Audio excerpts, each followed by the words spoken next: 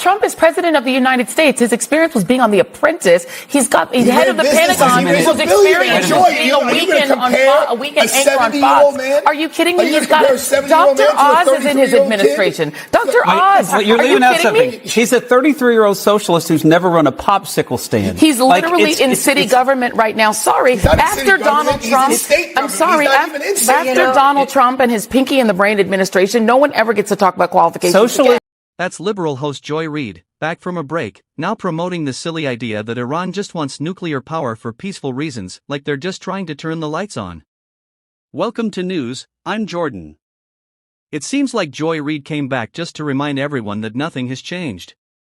In mainstream media, even someone known for being wrong and biased still gets a platform. She's acting like Iran is just a misunderstood neighbor working on a school science project. She hears the US respond to threats and thinks we're overreacting, instead of dealing with the world's biggest sponsor of terrorism. Here she is, wearing her usual suit, questioning US military actions against Iran like she's doing public relations for the Iranian government.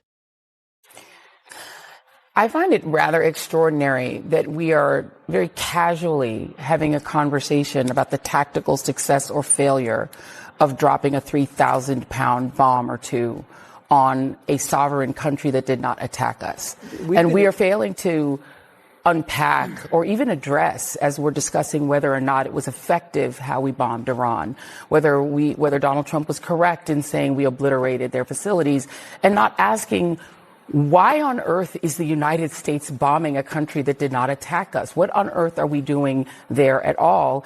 And why is it that there is this arrogance in the West and in the United States to say that we get to decide who can have nuclear energy?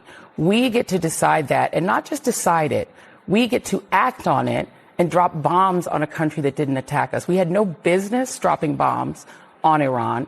How about democracy? Why are we doing this? Because Israel has a democracy like the United States of America. Joy, the fact that you're backing a country their democracy is not like the United States of America. That slaughters people for their religious beliefs. In the United States, it's crazy that you're people like, go Iran. LGBTQ people can't even serve in the military under the president you prefer. Okay, but they are. Get married, I'm sorry. They're only a little bit.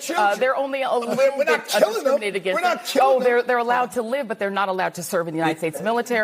They're being persecuted. They can't have their stories told in school. The United States is not exactly a beacon of human rights for gay people. We're going to hit pause.